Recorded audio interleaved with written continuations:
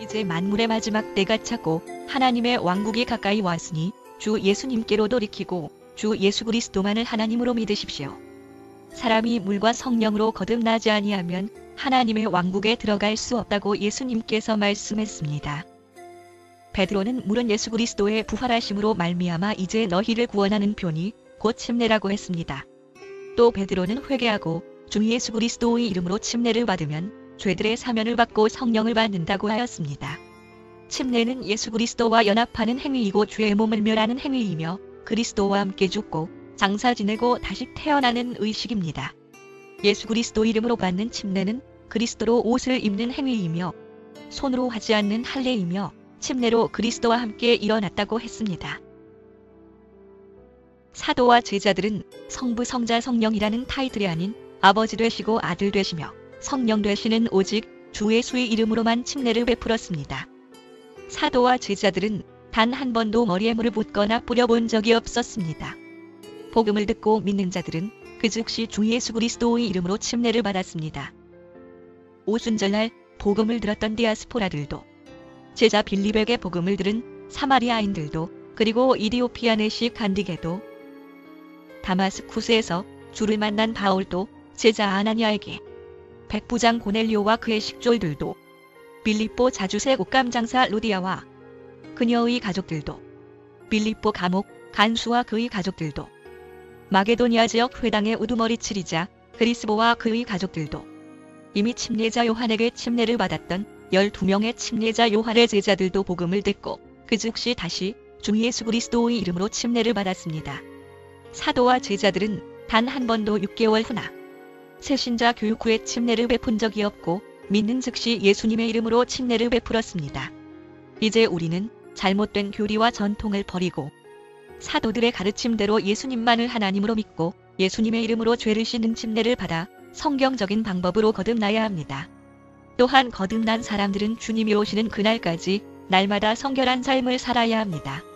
예수님께서는 제자들에게 온 천하에 복음을 선포하고 믿는 자들에게 침례를 베풀라고 명령하셨습니다. 거듭난 예수님의 제자라면 누구나 복음을 믿는 자들에게 그 즉시 예수님의 이름으로 침례를 베풀어 죄들을 씻어주어야 합니다. 예수님께서 믿고 침례를 받는 자는 구원을 받고 믿지 않는 자는 정죄를 받는다라고 하셨습니다. 제발 교리와 전통보다 성경대로 믿고 순종하십시오. 지금은 우리의 구원이 처음 믿을 때보다 더 가까워졌습니다.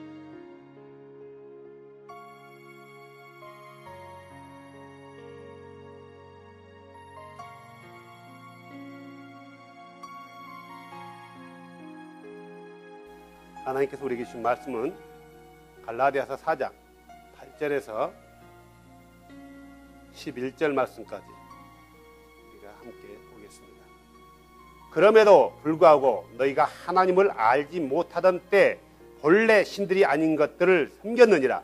그러나 이제 너희가 하나님을 안 뒤에 혹은 하나님께 알려진 뒤에 어찌 다시 약하고 천한 초등 원리로 돌아가 다시 그것에 속박당하려 하느냐. 너희가 날과 달과 때와 해를 지키니 내가 너희를 위하여 헛되이 수고하였을까 너희로 인해 염려하노라. 아멘. 자리에 앉으시기 바랍니다.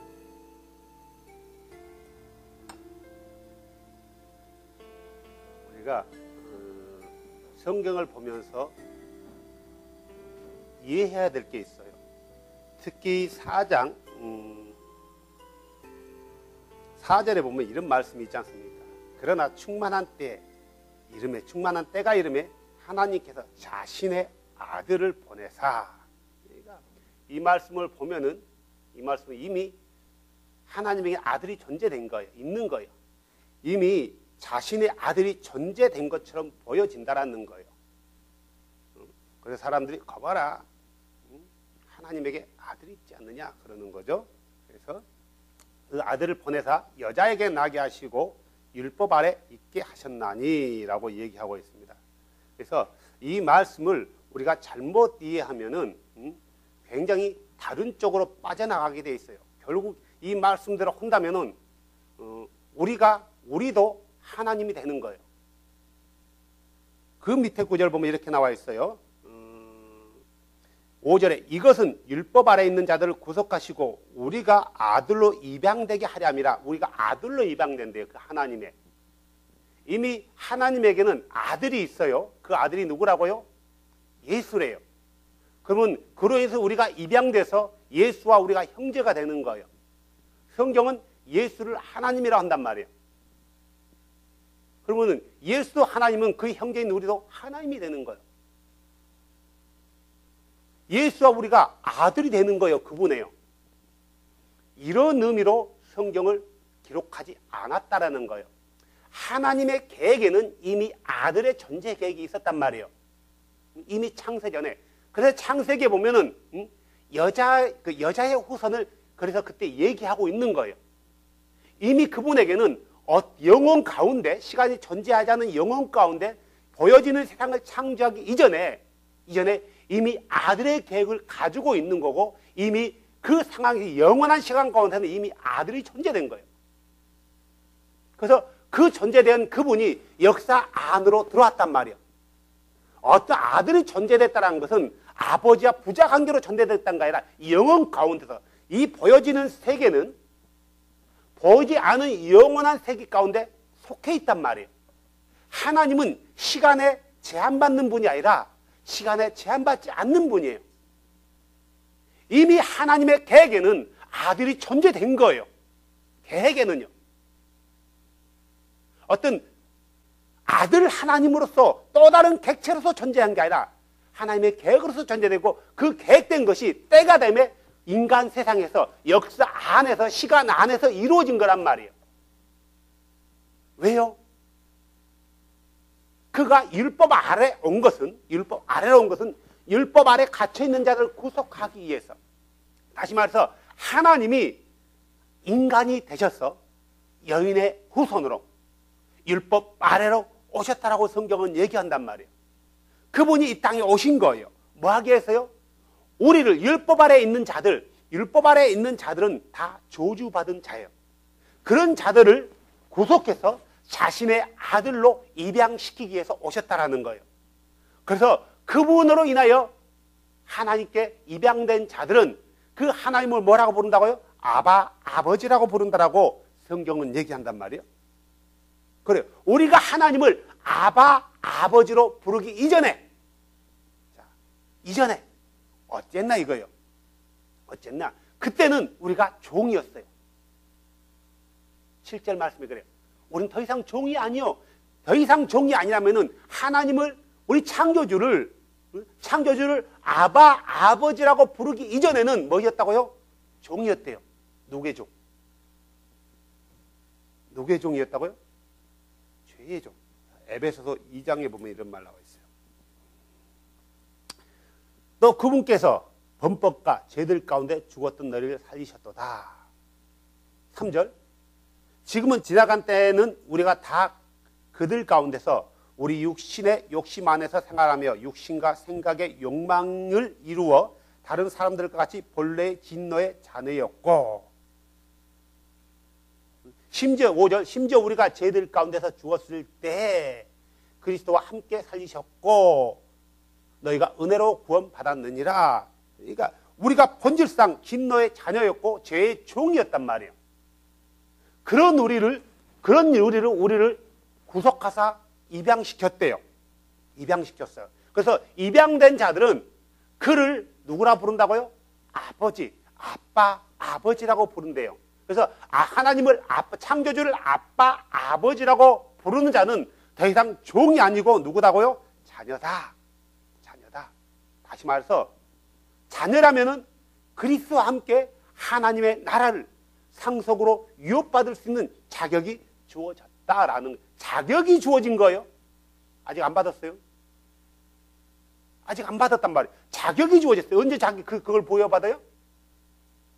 주님이 오시는 그날, 유일하신 창조주가 이 땅 가운데 오시는 그날, 하나님 본래의 자신으로 이 땅에 오신 그날, 우리는 그분의 나라를 뭘로 받는다고요? 상속으로 받는 거예요. 지금 자격만 부여된 거예요. 아직 아니에요. 그래서 우리가 그 상속 유업을 받은 그것을 가리켜서 구원받았다. 하나님의 왕국에 들어갔다. 그의 백성이 되었다. 라고 표현한단 말이에요. 자, 그럼에도 불구하고 8절에 이렇게 시작해요. 그럼에도 불구하고 너희가 하나님을 알지 못하던 때에, 자, 무슨 말이야? 하나님을 알지 못하던 때에. 자, 그러면 그들이 하나님을 알지 못했다라는 것은, 누구를 알지 못했다는 건 창조주, 하늘과 땅을 지은 창조주를 알지 못했다라는 거예요.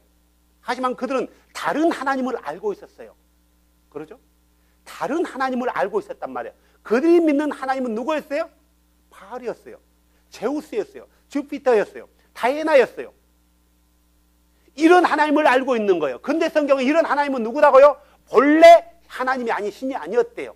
본래는 하나님이 아니었대요. 그럼 본래 하나님이 아니었단 말은 무슨 말인가요? 사람들이 그것들을 신으로 여겼다는 거예요. 신이 아닌 것들을 신으로 여겨서 신으로 숭배한 거예요. 원래는 신으로 숭배받아야 될 분은 누구다고요? 오직 한 분, 창조주 한 분이에요. 그분만이 신으로 숭배를 받아야 되며, 그분만이 영화를 받아야 되며, 그분만이 존귀함을 받아야 되며, 그분만이 찬양을 받아야 되는데, 사람들이 이들이 하나님을 알기 전에, 창조주를 알기 전에 다른 것들을 신으로 여기고, 그 창조주에게 돌려야 될 그 경배와 그 영광과 그 존귀와 그 찬양을 누구에게 돌린 거예요? 신이 아닌 것들에게 돌린 거예요. 그럼에도 불구하고예요. 그럼에도 너희가 본래 신이 아닌 것들을 경배하는 했는데, 그럼에도 불구하고 너희가 하나님을 알지 못하던 때 본래 신들이 아닌 것들을 섬겼느니라. 그럼에도 불구하고. 그 다음에 뭐죠?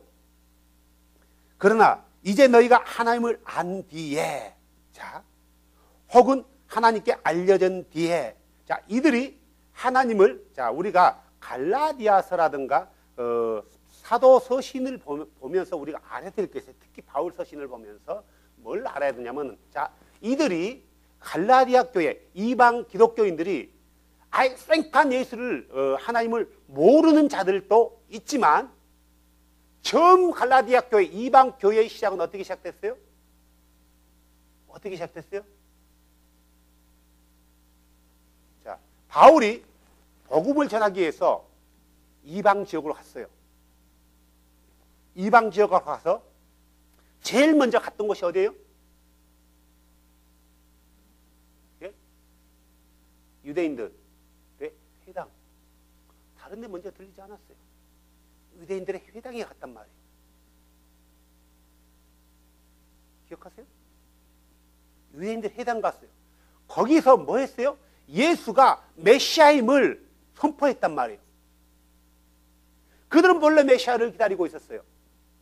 근데 그 메시아가 예수라 하니까 반으로 갈라진 거예요. 어떻게 갈라졌어요? 유대인, 유대교인과 이방인, 유대교인이 갈라지게 된 거예요. 유대인, 유대교인들은 그 말에 대해서 무슨 소리야? 우리가 알기로는 예수는 나사렛 목수의 아들이고 그는 이단이야. 그는 절대로 우리 메시아가 될 수 없어. 우리 하나님이 될 수 없어. 라고 했지만 이방인들은 그의 말에 귀를 기울이고 들은 거예요. 그들이 유대교 안으로 들어오기 이전에 뭘 섬겼어요? 그 창조주가 아닌 다른 것들을 섬겼단 말이에요. 다른 것들을 섬긴 거예요. 그들로 인해서 이방 지역에 이방인 기독교가 세워진 거란 말이에요. 이방인에 있는 기독교인들이, 이방 지역의 기독교인들이 처음부터 아무것도 모르면서 세워진 게 아니라 이미 유대교 안에 있을 때 그 창조주에 대해서, 창조주의 말씀에 대해서 배웠단 말이에요. 배웠는데 퀘스천이에요. 퀘스천. 그 퀘스천의 답을 누가 준 거예요? 복음 전도자들, 사도와 제자들이 던져준 거예요. 너희가 생각하는 그 퀘스천이 바로 누구라고요? 예수다. 그래서 그들은 예수에 대해서 귀를 기울이고 예수가 누구냐라고 물었을 때 사도들은 예수에 대해서 설명한 거예요. 그는 구약에 예언된 자다. 그는 아기로 오셨지만 본래는 놀라우신 이고, 본래는 원더풀 카운셀러고, 본래는 그가 누구다고요? 전능하신 하나님이시고, 본래는 그가 용전하신 아버지였다. 그는 평화의 왕이라고 불림을 받을 것이다. 그가 누구다고요? 예수다라고 가르친 거예요. 그래서 그들은 그 창조주가 바로 예수구나 라고 믿고 유대교와 분리되어진 거예요.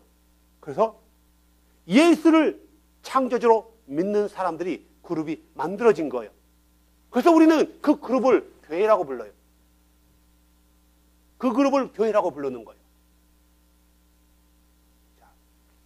그런데 그들이 하나님을 알지 못했는데 유대인들을 통해서 하나님을 어느 정도 알아요.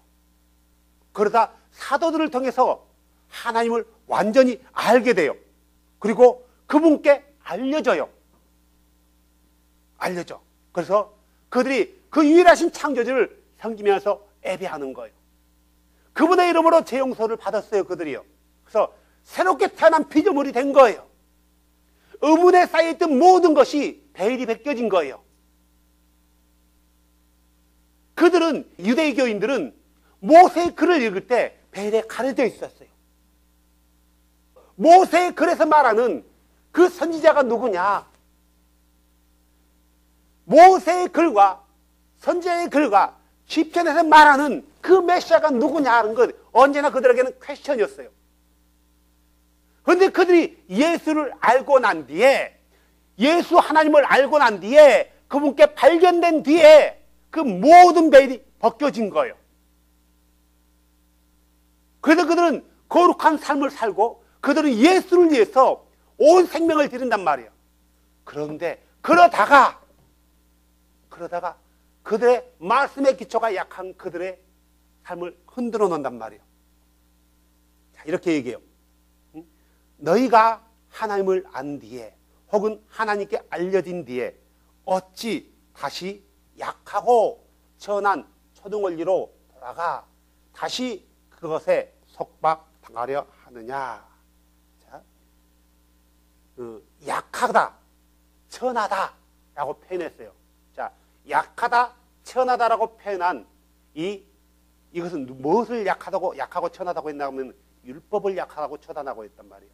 그러면은 어떻게 해서 바울이 율법을 약하다고는 이해할 수 있어? 천하다고 했냐? 이건 번역상 문제예요.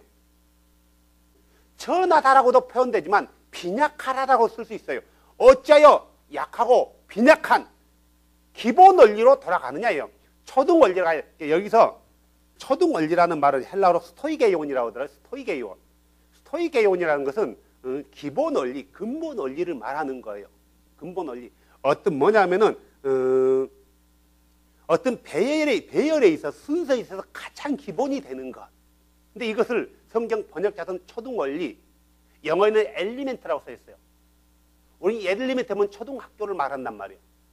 이건 초등학교를 말하는 게 아니라 배움에서 가장 기본되는 것을 말하는 거예요. 가장 기본되는, 가장 낮은 단계. 가장 낮은 단계. 자, 우리가 공부를 하면은, 우리가 학습을 하면 가장 기본 단계가 어디예요? 어디서부터 학습이 시작돼요? 집에서부터 시작되는 거예요. 가장 기본적인 교육은 집에서부터 시작되는 거예요. 뭐부터 시작돼요? 엄마, 아빠. 엄마, 아빠. 이렇게 애들을 교육시켜요. 그리고 너는 뭐 해야 돼요? 나쁜 사람이 되면 안 돼. 넌 착한 사람이 돼야 돼. 예쁘게 잘해야 돼. 아주 기본적인 교육부터 시작한단 말이에요. 교육의 배움에 있어서 가장 기본, 가장 낮은 단계는 가정이에요. 뭐냐? 여기서 말하는 것은 뭐냐면 배움에서 가장 기본적인 것. 그래서 이게 뭐냐? 율법이다라고 성경은 얘기해요. 바울은요.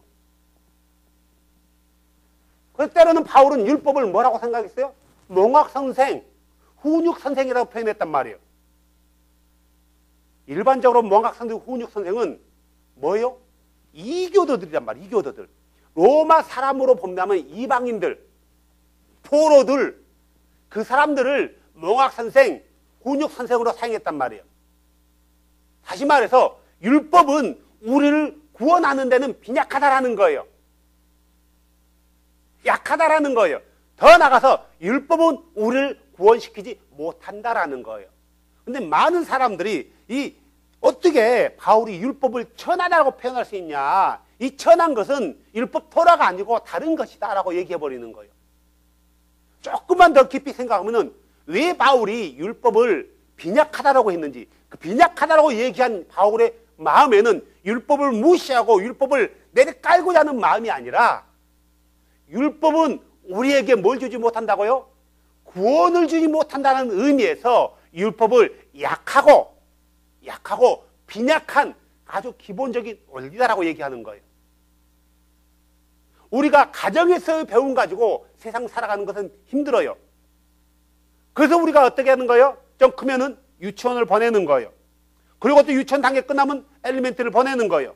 그 다음에 어디를 보내는 거예요? 미드를 보내는 거예요. 하이스쿨을 보내는 거예요. 유니버스를 보내는 거예요. 왜 그래요? 배움이란 것도 단계가 있어요. 이것을 바울은 지금 얘기하고 있는 거예요. 율법이 초등학교 원리라는 것을 말하고자 한 게 아니라, 우리가 구원받는데 율법은 하나님께로 우리를 그분께로 인도하는 단계지 우리를 구원시키는 데는 충분하지 못하다는 거예요. 이런 의미에서 바울은 율법을 말하기 약하고 천한 초등학문이라고 했단 말이에요.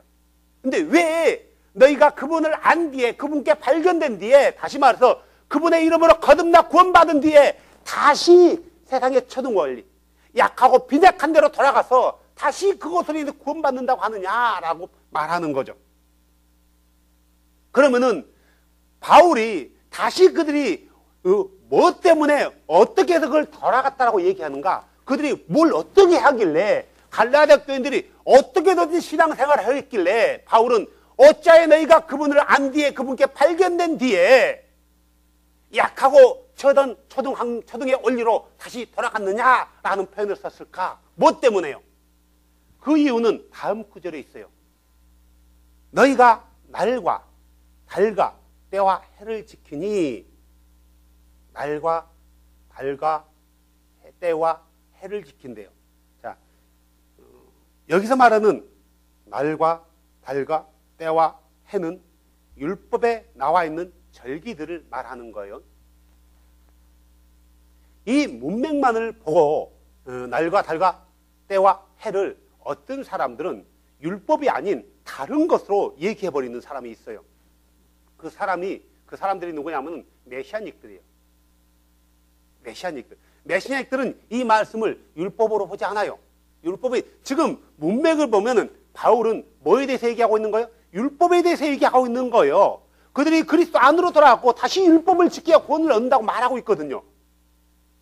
구원의 조건이 예수 그리스도의 십자가의 보혈로 인해서 그분의 피로, 그분의 이름으로 죄의 용서를 받았는데, 그 구원 얻었는데 다시 율법을 지켜야지 구원받는다라고 율법으로 돌아간 그들에게 지금 말하고 있는 거지, 다른 그들이 이교도의 어떤 율을 지킨다라는 그것을 말하고 있는 게 아니라는 거예요. 지금 이들은 교회 밖에 있나요?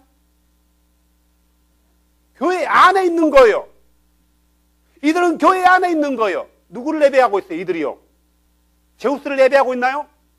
예수를 예배하고 있단 말이에요, 예수를요. 이들이 누구의 이름을 부르고 있어요? 예수의 이름을 부르고 있는 거예요. 이들이 누구를 섬기고 있어요? 예수를 섬기고 있는 거예요, 지금. 다른 누구를 섬기지 않아요. 어떤 이교대의 교리를 가지고 들어온 게 아니라 유대교에서 말하는 율법을 지켜야 구원을 얻는다라는 그 사상을 그들이 받아들였다는 거예요. 그래서 뭐 한다고요, 그들이요? 날과 때와 달과 해를 지킨대요. 그러면 이들이 날과 달과 때와 해를 안 지켰을까? 안 지켰을까? 지키는 자도 있지만 안 지키는 자도 있었을 거예요. 이들이 안식일도 지켰을 거란 말이에요. 사바도 지켰을 거예요. 그런데 그들이 지키게 된 이유가 바뀌어버린 거예요. 아, 이것을 지켜야 구원받는구나.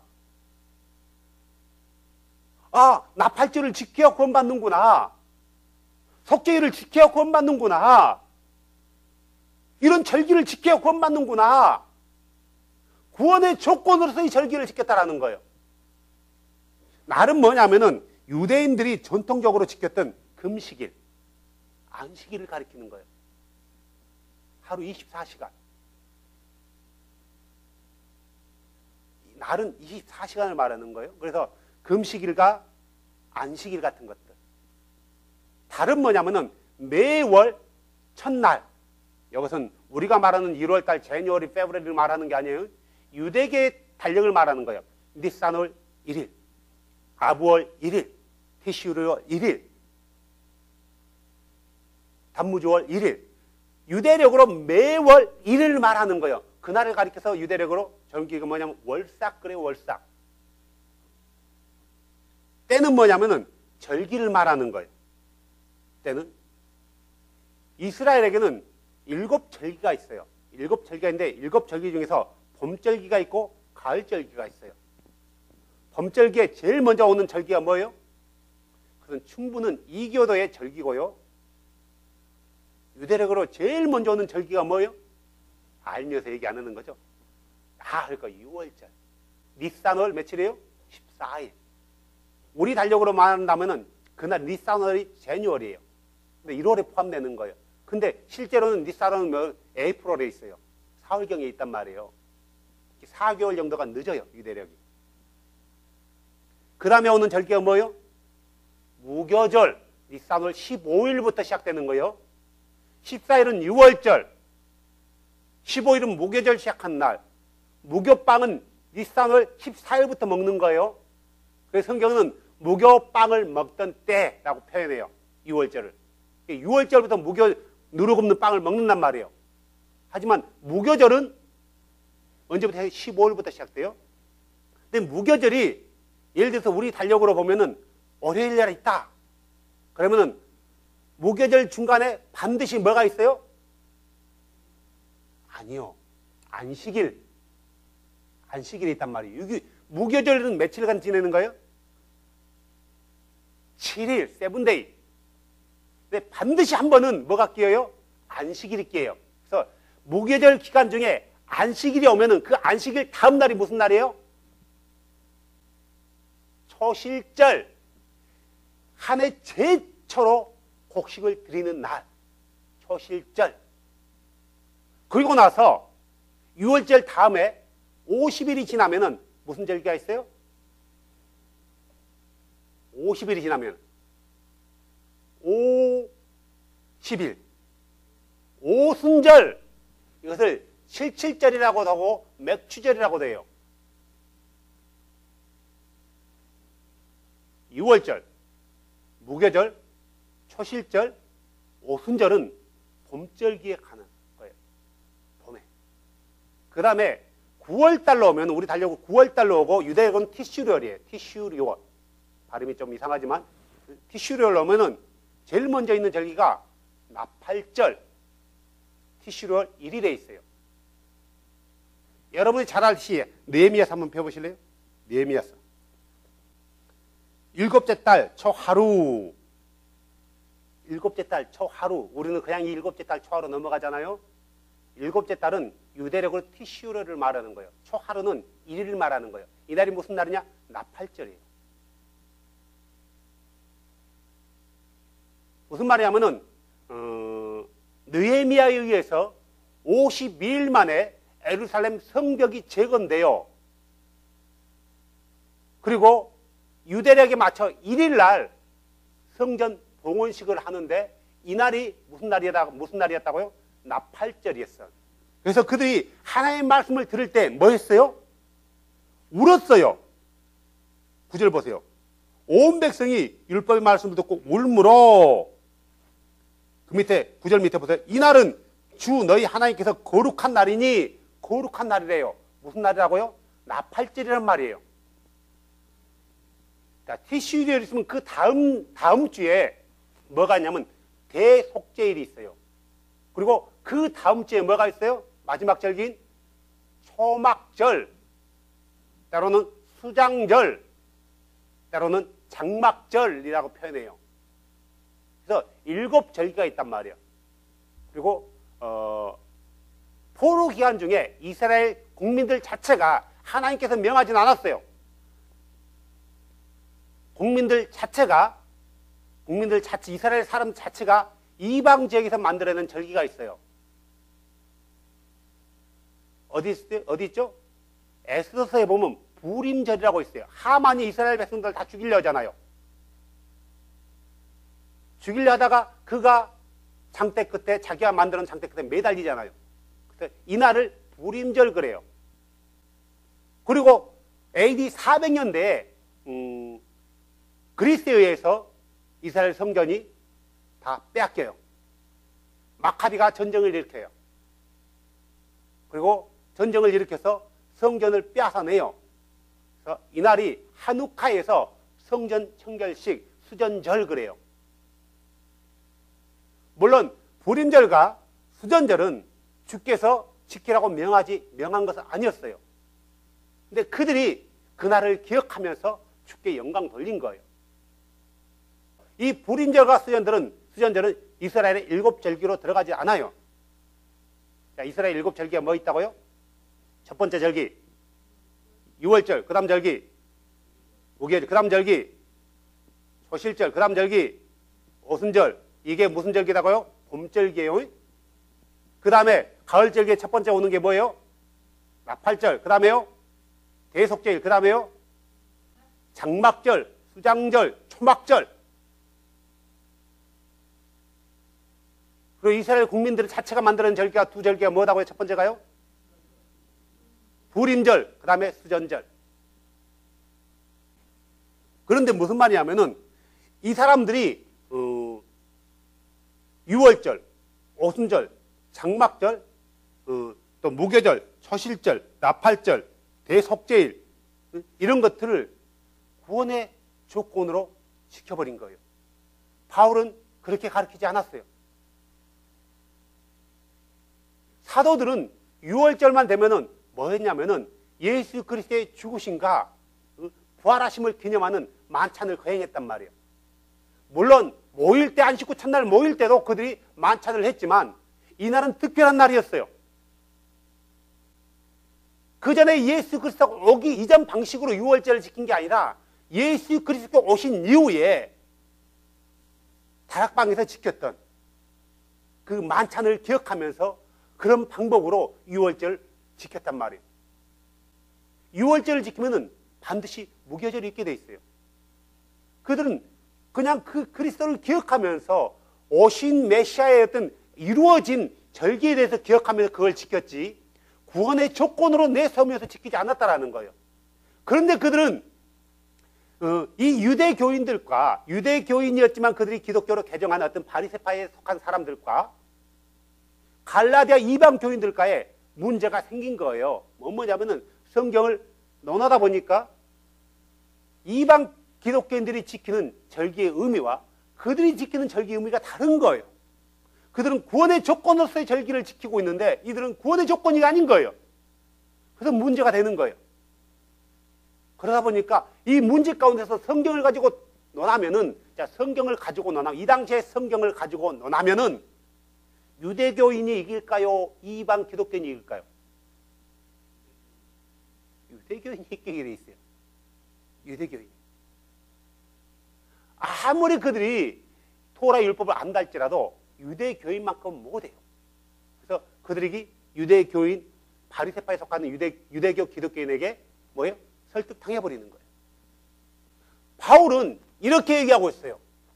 그들이 구원의 조건으로 지키는 때와 달과 해와 절기와 해, 이것을 지키는 그들로 인해서 그들이 이런 것들을 지키는 그들을 바라보면서 내가 지금까지 너희들을 위해서 수고한 모든 것이 헛될까 염려한대요. 더 나아가서 그들은 뭘 지켰냐면은, 뭘 지켜야 된다고 주장했냐면은 7년에 한 번씩 오는 안식년을 지켜야 된다.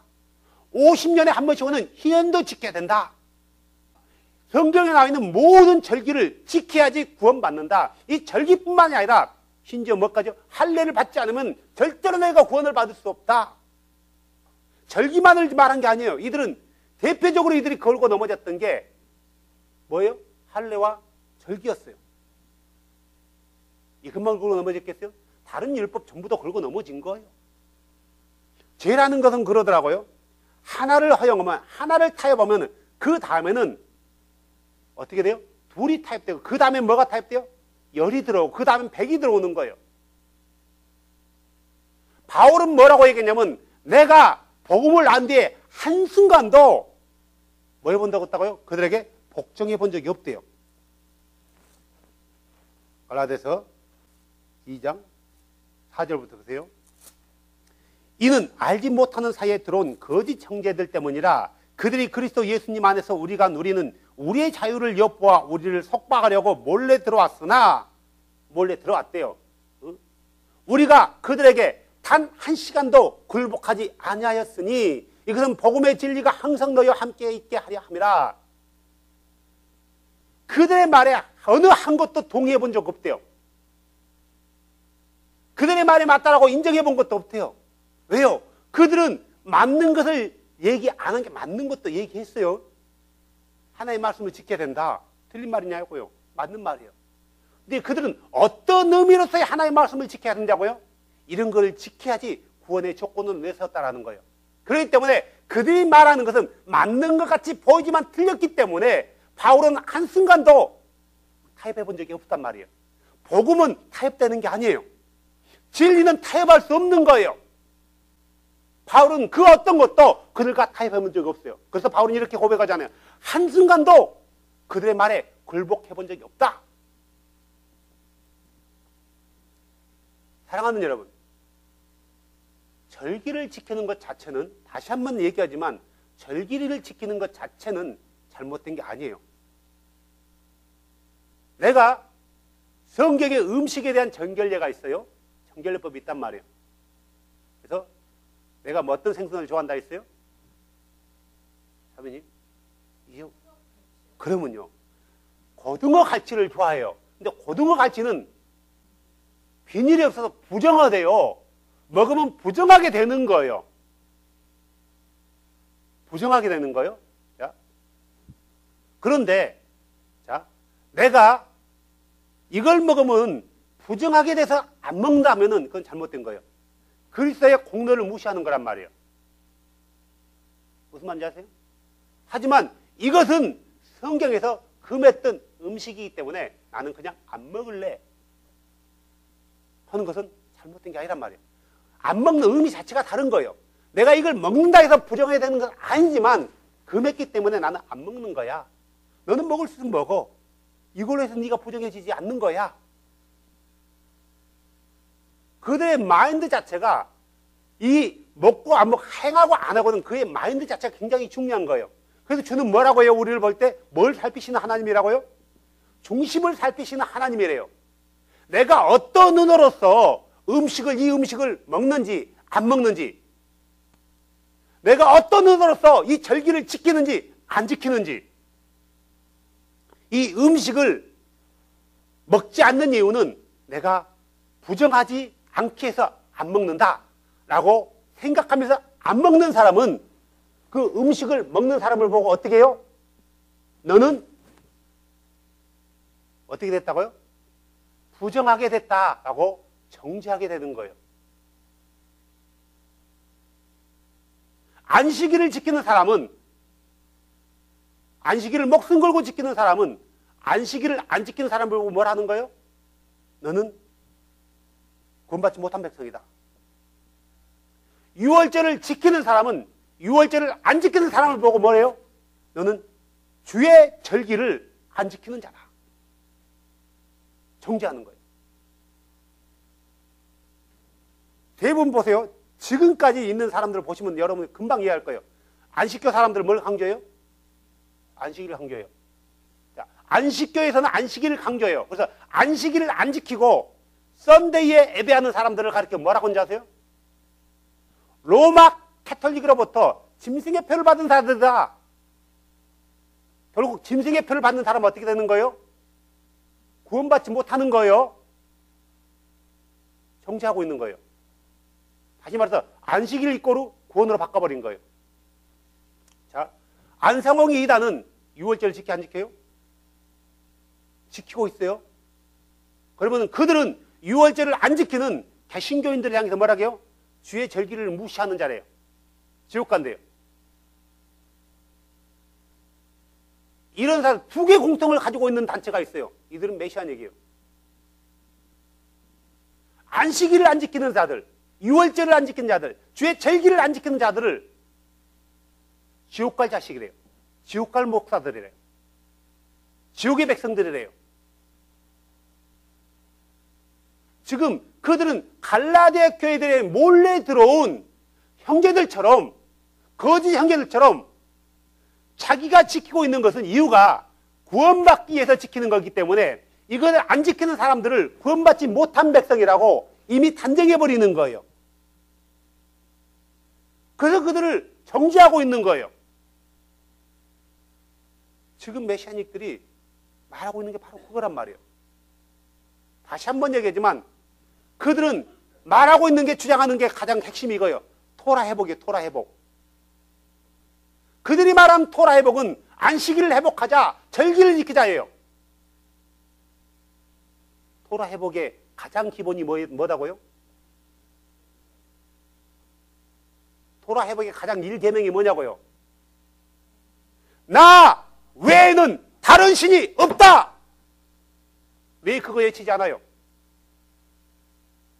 한국에 내가 아는 메시아닉 형제 가운데 우리와 똑같은 믿음을 가진 형제가 있어요. 다 그런 거 아니에요, 메시아닉이요? 우리의 토라 회복은 우리 주가 한 분인 것이 먼저 회복돼야 된다라고 그 형제는 누누이 그 모임에 가서 외쳐요. 다시는 그런 얘기 하지 마. 논쟁거리 만들지 마. 이게 무슨 메시아닉이냐고요. 진짜 초대교회 메시아닉들은 그러지 않았어요. 오직 그분이 한 분이고 그분이 예수라고 믿었지. 언제 안식일을 지켜야, 언제 절기를 지키라고 가르쳤냐고요. 초대교회 메시아닉들은 회개하고 거듭나라고 가르쳤단 말이에요. 왜 입술로는 메시아닉이라고 하면서, 메시아를 믿는 사람이라고 하면서 진짜 그 메시아닉들이 해야 될 걸 하나도 않고 엉뚱한 것을 주장하냐고요. 그들이 절기를 지키자, 안식일을 지키자라고 해서 잘못된 것은 아니란 말이에요. 할 수만 있으면 하면 돼요. 이것을 하지 않으면은 구원받지 못한다라고 가르치고 있는 거예요. 더 나가서 왜 우리 하나님이 한 분인데 그분이 예수라고 가르치지 않냐고요. 스가랴서 13장 1절에 뭐라고 나왔어요? 그날에 다윗의 집과 예루살렘에서 죄를 씻는 샘이 흘러넘친대요. 왜 그들은 초대교회 사도들이 행했던 예수 그리스도의 이름으로 제3의 침례를 베푸지 않냐고요. 왜 가르치지 않냐고요. 아주 중요하고 아주 기본적인 것은 하지 않아요. 사랑하는 여러분, 지금 똑같은 갈라디아 교회, 소아시아 지역에 있었던 똑같은 일들이 지금 이 시대에 벌어지고 있다니까요. 다시 말하세요. 아무리 그들이 토라를 외치고 토라 회복을 말한다 할지라도 그들의 신관, 우리 주가 한 분인 것을 믿지 않고 그분이 예수라는 걸 믿지 않는다면은 그는 누가 될 수 있다고요? 거짓 형제가 될 수 있는 거예요. 그분의 이름을 제03에 대해서 선포하지 않는다면은 그는 거짓 형제가 될 수 있는 거예요. 많은 사람들을 다른 길로 인도하는 거예요. 내 주를 몰라. 내 주를 몰라요. 그런데 그가 안식일 지켜. 그가 유월절 지켜. 그가 월삭을 지켜요. 그가 무교절을 지켜요. 그가 초실절을 지켜요. 나팔절, 대속제일, 초막절 다 지켜요. 근데 그가 주를 몰라. 그에게 구원이 있어요? 그가 죄 용서를 받지 않았어요. 거듭나지 않았어요. 근데 절기는 다 지켜. 누구처럼요? 누구처럼? 사도행전 10장에 나오는 고넬료처럼 구원받을 수 있어요? 메시아닉들에게 중요한 사명은 그들이 오직 한 분이신 유일하신 참 하나님 예수를 선포하는 거고요. 그분의 이름으로 죄 용서를 받아라. 이게 그들의 사명이에요. 우리가 갈라디아서를 읽으면서 깨달아야 될 게, 지금까지는 우리가 갈라디아서를 읽으면서 율법은 지킬 필요 없다, 이건 이제 우리에게 이미 이루어졌기 때문에 폐해진 거다 라고 가르쳤고 배워왔어요. 근데 성경은 보면은 사도 바울은 무교절 기간에 예루살렘으로 가려고까지 했어요.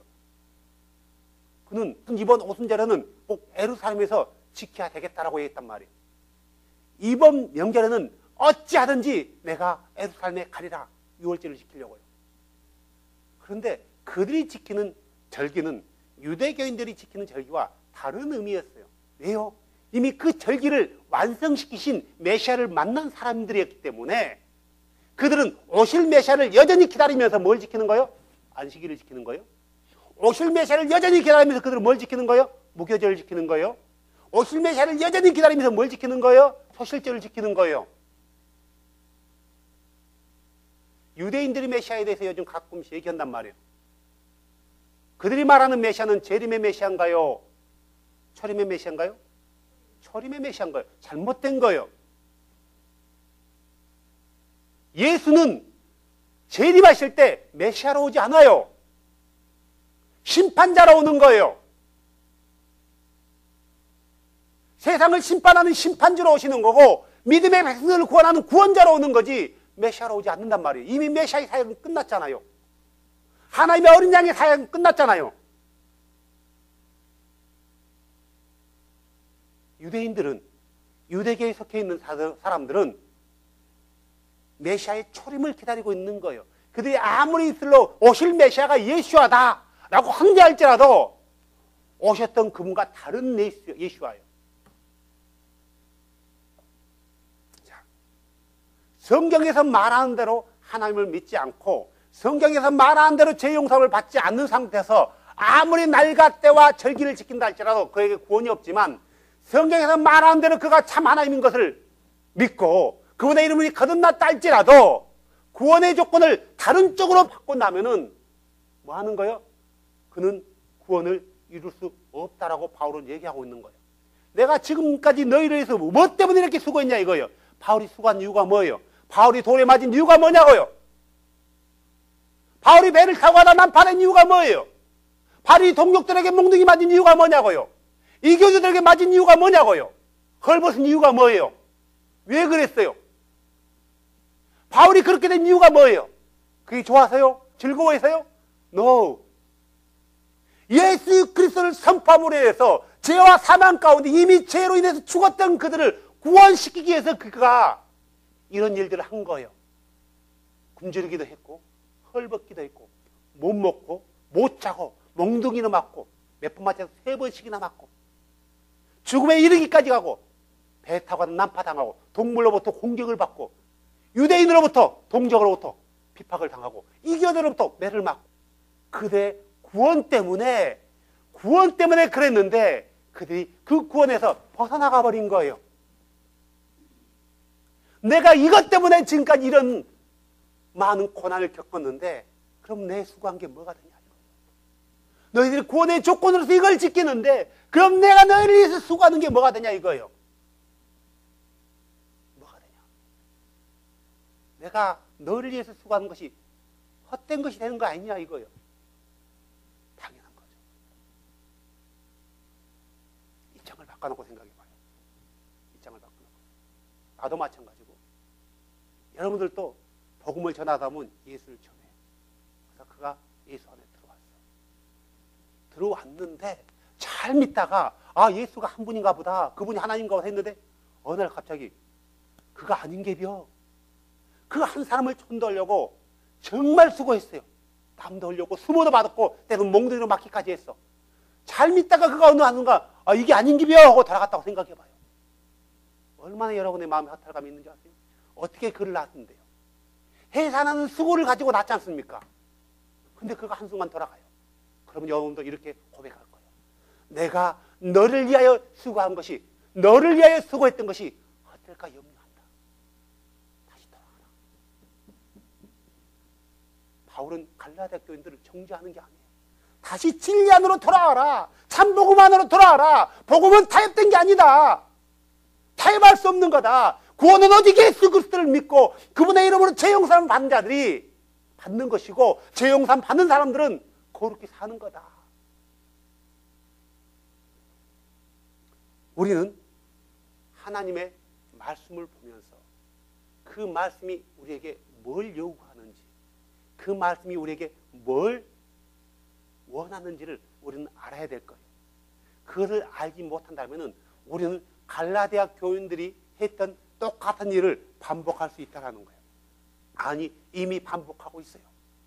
많은 교회들이 반복하고 있다는 거예요. 이미 그때 거짓 형제들이 있었지만 지금 또한 거짓 형제들이 많이 있다는 거예요. 그래서 참된 것은 외치지 않고, 참된 것은 외치면은 논쟁거리 되니까 외치지 말라고 입을 막아요. 발언권 자체를 주지 않아요. 왜 자꾸 그런 얘기를 내서 사람을 혼동케 하느냐 그러는 거예요. 혼동케 하기 위해서가 아니라 바로 믿기 위해서 얘기하는 거예요. 진리는 조금도 타협할 수 없는 거예요. 우리 주 예수 그리스도께서 주신 구원의 방법은 그 어떤 것도 그 안에 섞일 수 없는 거예요. 구원은 순수한 거예요. 믹서된 게 아니에요. 우리가 잘 알듯이, 우리가 소망하듯이, 우리가 그분을 기다리시, 그분이 오실 그날이 멀지 않았다라는 거예요. 점점 가까웠다라는 거예요. 점점 가까웠다는 거예요. 이미 우리 문 앞에 그분이 이르렀어요. 이미 이르렀어요. 우리가 조금 더 힘을 내고 조금 더 마음을 가다듬어야 되지 않겠어요? 이제는 자다 깰 때가 된 거 아닌가요? 내가 주의 이름만 부른다 해서 구원 못 나요? 누구든지 주의 이름을 부른 자는 구원을 얻다 해서 예수님은 다 구원 받나요? 입으로만 예수 부른다 해서 구원 받는 게 아니에요. 우리가 이제는 정신 차려야 되지 않겠어요? 이제는 우리가 정신 차리고 그분 오심을 기다리면서 한 사람이라도 복음 전해야 되고, 우리가 그분 오시는 그 순간 한 번이라도 우리가 그분을 예배하는 그때에 집중해야 되지 않겠어요?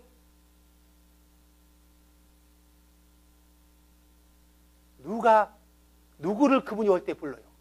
어떤 사람을 그분이 올 때 부르냐고요? 안식일 지키는 사람이요? 이걸 지켜야 구원 얻는다니까 이런 사람을 부르신다고요? 이 6월절을 지키기 때문에 지켜야만 구원 얻는다고 믿는 그 사람을 부를까요?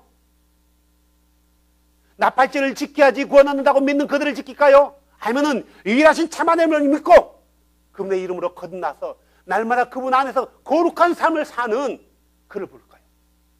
날마다 그분 앞에 깨어서 성령 안에서 진리로 예배하는 자를 부를까요? 그분을 믿지만 그분의 예배를 무시하는 자를 부를까요? 그분은 잘 믿지만 그분을 두려워하지 않는 자를 부를까요? 누구를 불러요? 누구를 부르냐고요? 그분의 이름을 알고 그분을 두려워하는 자들, 그분을 사랑하는 자들, 그분의 명령을 지키는 자들. 우리는 그날, 그때에 모든 것이 판가름이 날 거예요. 이 자리에 앉아있는다 해서 우리가 구원받는 게 아니에요. 이 자리에 앉아있지만, 이 자리에 서있지만 내가 내 주를 두려워하지 않는다면은 주님이 그 오시는 그날 어떻게 돼요? 나는 너를 알지 못한다 할 수 있어요. 구원받는 사람은 많다고 적다고요? 형제님, 구원받는 사람이 많아요? 적어요? 아주 적어요. 형제님도 그 안에서 열애될 수 있다는 거예요. 나도 마찬가지예요. 그래서 주는 깨어있으라고 말하는 거예요. 얘는 자다가 깰 때래요. 우리가 바른 진리 안에서 바른 것을 믿어야 되고 바르게 행해야 되는 거예요. 그리고 바른 것을 가르쳐야 되는 거예요. 바르게 살아야 되는 거예요. 주는 그런 자를 구원시키러 다시 오실 거란 말이에요. 안식일을 지켜 구원을 얻는다라는 그들을 구원시켜서 오는 게 아니라